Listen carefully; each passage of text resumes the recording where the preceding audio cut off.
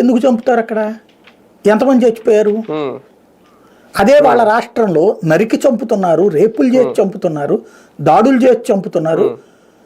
మృత్యు బేహారి అనే పేరు ఏదైనా ఉందంటే మమతా బెనర్జీకి రావాలి, ప్రజల్ని నాశనం చేస్తుంది కాబట్టి.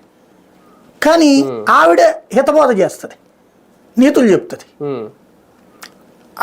అలాగే కమ్యూనిస్టుల మాటలు, కమ్యూనిస్టుకి సంబంధించి కేరళ పినరయ్ విజయన్ కామెంట్ చేశాడు కుంభమేళా గురించి. అట్లాగే కాంగ్రెస్ పార్టీకి సంబంధించిన అనేక మంది కామెంట్లు చేశారు, ఖర్గే చేశాడు.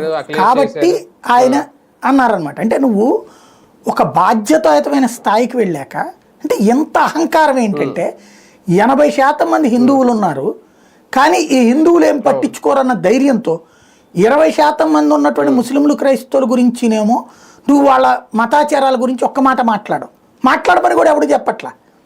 వాళ్ళ దాన్ని సమర్థించు, కానీ దీన్ని వెటకారం చేయడం ఎందుకు?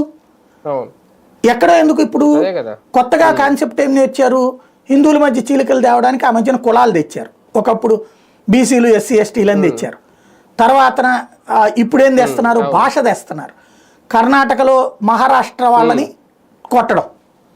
అలాగే జోక్ ఏంటంటే కర్ణాటకలో మహారాష్ట్ర వాడు వస్తే కర్ణాటక భాష మాట్లాడలేదు, నీ బస్సు మీద కర్ణాటకలో పేరు లేదని చెప్పి, కన్నడ భాషలో లేదని చెప్పి కొట్టారు, రంగులు పూశారు. ఇది చేసింది కాంగ్రెస్ వాళ్ళే. అదే సందర్భంలో మహారాష్ట్రలో అక్కడున్న కాంగ్రెస్ వాళ్ళు కర్ణాటక వాళ్ళ బస్సులు నాపి అక్కడ కొట్టారు.